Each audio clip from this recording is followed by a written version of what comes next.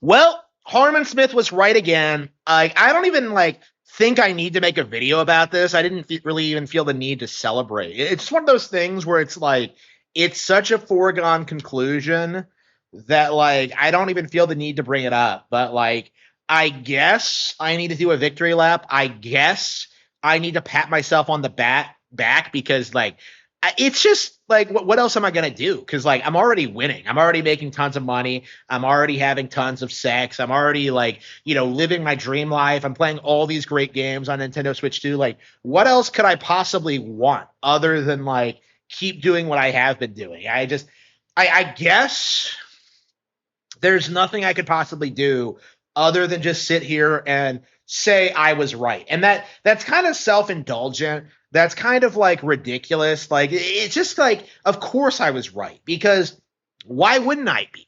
The entire Steam Machine Cope was built on a mountain of lies by grifting YouTubers.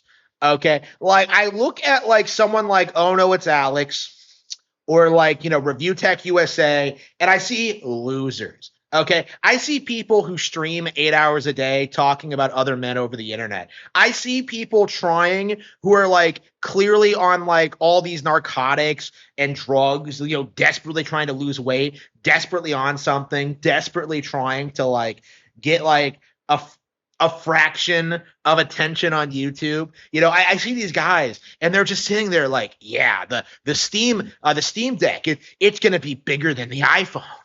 It's gonna beat the Nintendo Switch 1. We were told this over and over and over again. And I explained to people that yeah, the Steam Deck is never gonna take off, it's never gonna be relevant. Here's why. And everything just went completely ignored. Okay. People really thought Steam hardware was going to be the next big thing. And when it came to the Steam Deck, people gaslit themselves into thinking it was a huge success, even though it sold less than the Wii U.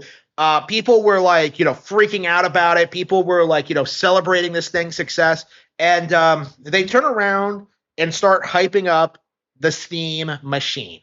Again, forget the fact that they're supposedly PC gamers who hate consoles. They took one look at the GameCube and they just started getting I don't know, they just started getting their really excited. Okay, they started really just freaking out about it. Oh, I can't wait to buy more Steam hardware so I can play the Steam games.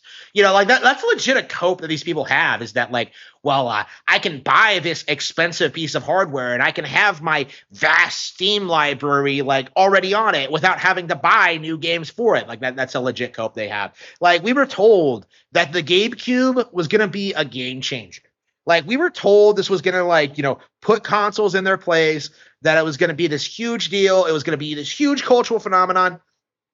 What happens? The rumors start swirling that this thing was going to cost about $1,000. Okay. And immediately the community was just no. The most hardcore Steam fanboys on the planet refused to support the Steam machine at $1,000. That's too expensive. That's ridiculous. That's twice as much as the far superior Switch 2. I'm out. And nobody was hyped for this thing. What nobody expected to happen was that the price we were told was actually an extremely low ball estimate, because the actual price is more $1,300 to $1,500 depending on the model. It is outrageous. You're talking about a console that is worth costs 3 times as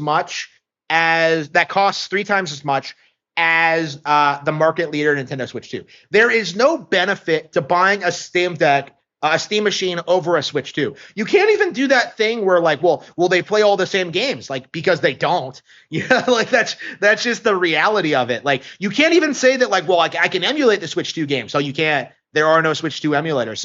So basically, the Steam machine is like a giant brick. You are better off buying a smelting machine, getting together the ingredients to make bricks and then just smelting them or whatever, and then just having them I don't know, lying around your house. That's the same thing as a Steam machine. There's no purpose. You're not playing games on either of those things.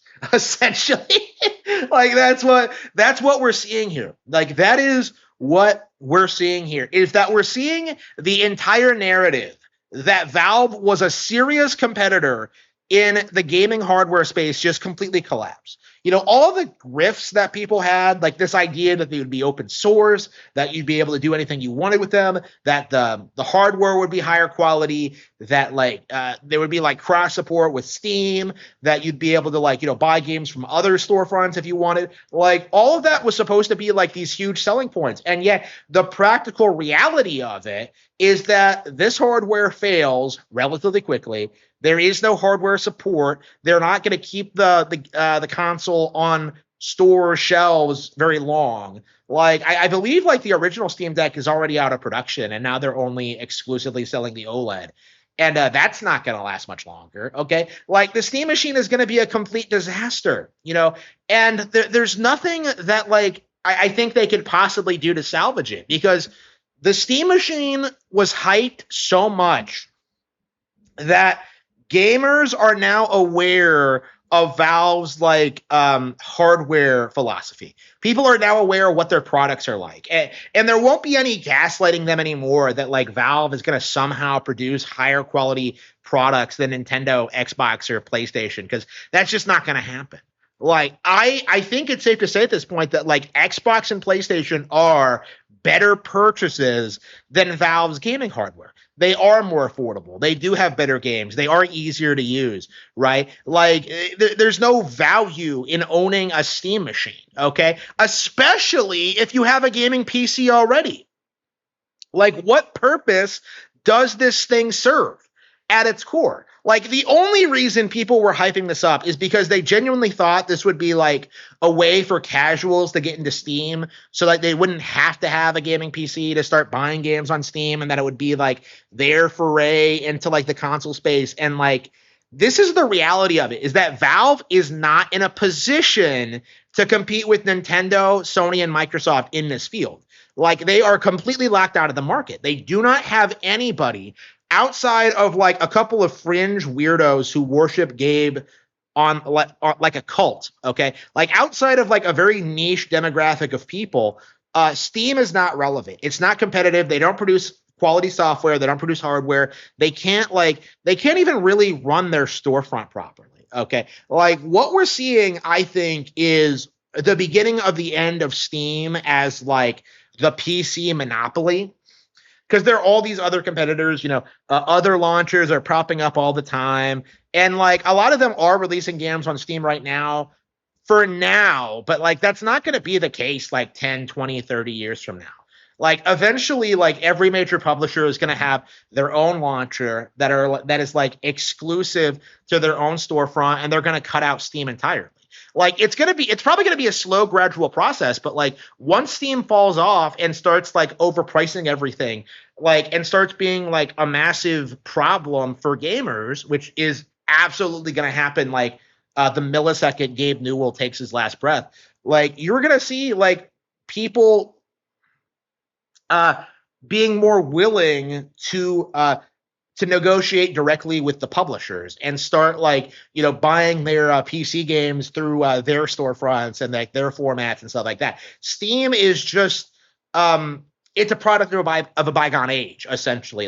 It is something that is not going to remain relevant in an era where every major console manufacturer is allowing you to keep your digital games. That's just the reality of it. This is something that you don't see a lot of people talking about, but if you buy a game digitally on Nintendo Switch 2, it's tied to your account forever and you don't have to pay for it again.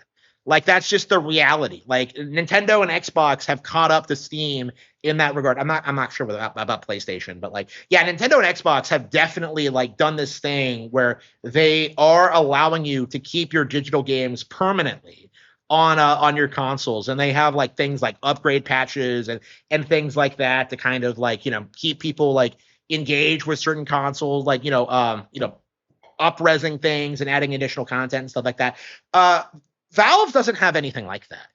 Valve is just, it has this reputation of being this extremely pro-consumer company, but this very well may be the beginnings of that reputation just completely collapsing. Like we are seeing the beginning of the end of the Gabe Newell worship, and I could not be happier.